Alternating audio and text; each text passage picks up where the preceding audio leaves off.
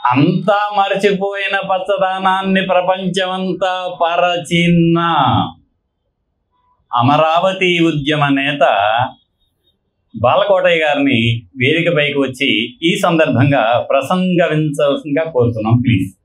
వీళ్ళందరూ కూడా పంచపాండవులు. ఆనాటి కౌరవ సామ్రాజ్యంలో అడవుల పాలైన వాళ్ళు, ఆకులు అలములు తిన్నవాళ్ళు, తొడగొట్టిన వాళ్ళు, పద్యాలు పాడిన వాళ్ళు. ఇక్కడ ఒక భీమసేనుడు ఉన్నాడు. ఇక ఆ భీమసేనుడు పడ్డ కష్టాలైతే సాదాసేదా వర్ణనాతీతం కాదు. పోతే మిత్రులారా, శుభకర్ గారికి ఈ సభ చాలా ఉపయుక్తం. పెద్దలు ఇచ్చిన సూచనలో మార్గదర్శకం అవుతుంది. నాకు శుభకర్ గారు చాలా పరిచయం. నన్నే చాలా ఇంటర్వ్యూలు చేశాడు. సూదిలా అలా ప్రశ్నించేవాడు. నాకు శుభకర్ గారిని సభ నుంచి నేను విన్నాను. విజిల్ అవసరం ఈ రాష్ట్రానికి. దొంగలు పడ్డప్పుడు విజిలేస్తారు, మేల్కొల్పుకి విజిలేస్తారు, చైతన్యానికి విజిలేస్తారు, గెరిల్లా అడవుల్లో కూడా గెరిల్లాలు విజిలేస్తారు. ఈ ప్రభుత్వంలో కూడా సుభాకర్ విజిలేయటానికి సిద్ధంగా ఉన్నాడు. విజిల్ ఆట మొదలైంది.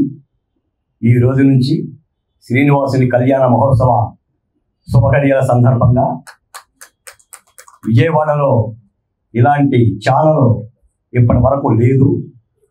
అంతా హైదరాబాద్ నుంచే ప్రతి ఛానల్ పనిచేస్తుంది.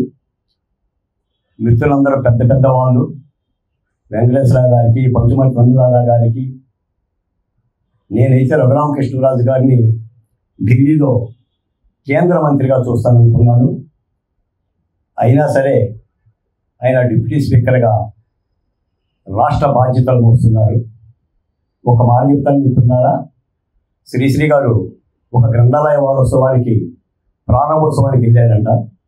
అక్కడ నోట్బుక్ పెట్టారు వాళ్ళ అభిప్రాయాలు రాయమని. ఇప్పుడు మన కనుక ఎలా అయితే శుభకారికి శుభాశిస్సులు పలకమని శివనాగిరెడ్డి గారు ఎలా అయితే చెప్పారో అలా పెడితే అందరూ శ్రీశ్రీ గారు ఏం రాస్తారని చెప్పని తొంగి చూస్తుంటే ఆయన మాట రాశాడంట. నేను దీన్ని దినదినాభివృద్ధిని కోరుకోను అని రాశాడంట. అయ్యో అదేంట్రా బాబు, శ్రీశ్రీ గారి ఇంట్లో గ్రంథాలయం వద్దెళ్ళాలనుకున్న దినదినాభివృద్ధిని కోరుకోని అంటాడంటే ఆ కిందలైనే దీన్ని క్షణక్షణాభివృద్ధిని కోరుకుంటారు అన్నాడంట. రఘురామకృష్ణరాజు గారు నాకంటే ముందే చెప్పారు ఈ మాట. ఆయన కూడా సాహిత్య పిపాసుడు అనుకుంటాను. రఘురామకృష్ణరాజు గారికి మంచి పేజీ అర్థాలే వేరు. మిత్రుల మాట అయితే నేను చెప్పాలి.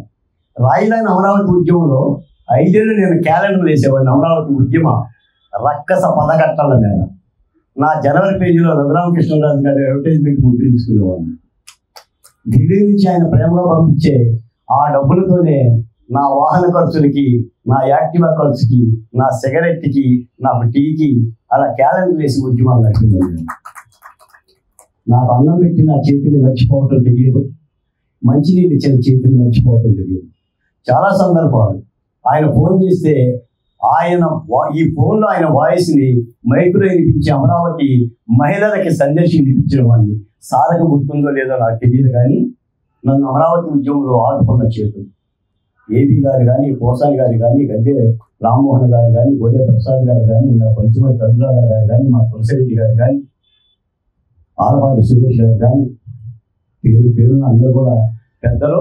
వాళ్ళ ముందు మాట్లాడటానికి కానీ, వాళ్ళు ప్రోత్సహించడానికి కానీ నా అనుభవం, నా వయసు చాలా చిన్నది. కాబట్టి ఒక్క మాట చెప్తా, రఘురామకృష్ణరాజు గారు ఆలమందల చెదరిన పశువుల కాపరిది తప్పు, సేనలు చెదరిన సేన నాథుడిది తప్పు. ఇది 13వ శతాబ్దంలో చౌడప్ప మహాకవి చెప్పారు. ఈ రాష్ట్రంలో ఏదన్నా చెడింది అంటే ఈ రాష్ట్ర ప్రభుత్వానికి తప్పు. ప్రజలు ఇబ్బంది పడ్డారు అని అంటే, మరోసారి రక్కసి మోకలకి అవకాశం ఇచ్చారంటే ప్రభుత్వ పరిపాలకులది తప్పు. దారిని పెట్టాల్సింది రాష్ట్రాన్ని మీరు. కేసీని చిన్నిగాడు, మీరు చిన్నిగాడు అంటారు, కానీ ఆయన చాలా పెద్దవాడు. ఈ విజయవాడ భాగ్యనగరానికి కృష్ణానది తీరంలో అమరావతి ప్రాంతంలో ఉన్న ప్రజాప్రతినిధులు వీళ్ళంతా. ఈ రాష్ట్రాన్ని పచ్చగా ఉంచాలి, ఈ రాష్ట్రం పచ్చగా ఉందంటే 5.5 కోట్ల మంది బిడ్డల భవిష్యత్తు పచ్చగా ఉన్నట్టు లెక్క.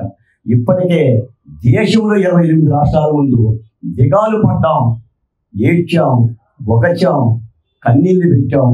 ఏం జరుగుతుందో తెలియదు. కొంతమంది అనురాధ గారు చెప్పారు, ఎవరు చంపుతారు, ఎప్పుడు చంపుతారు, ఎక్కడ చంపుతారు.